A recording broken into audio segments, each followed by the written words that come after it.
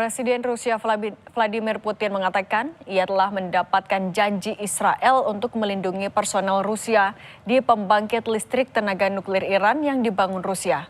Selain itu, ia juga menghubungi kedua belah pihak untuk mengakhiri konflik yang sudah berlangsung selama 1 minggu. Putin menyatakan Rusia telah mengusulkan beberapa ide untuk penyelesaian konflik Iran dan Israel.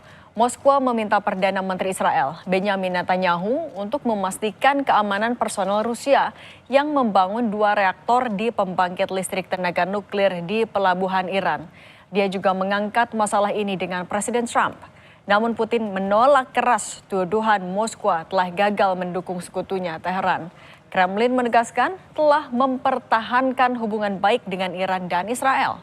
Putin menambahkan, Moskwa mendukung hak Teheran untuk menggunakan energi nuklir secara damai. Как вы знаете, мы в контакте и с Израилем, и с нашими иранскими друзьями. У нас есть некоторые предложения с нашим участием. Мы ни в коем случае, хочу даже обратить на это внимание, мы не стремимся к посредничеству, мы просто предлагаем идеи. И если они будут оказаться привлекательными для обеих сторон, мы будем этому только рады.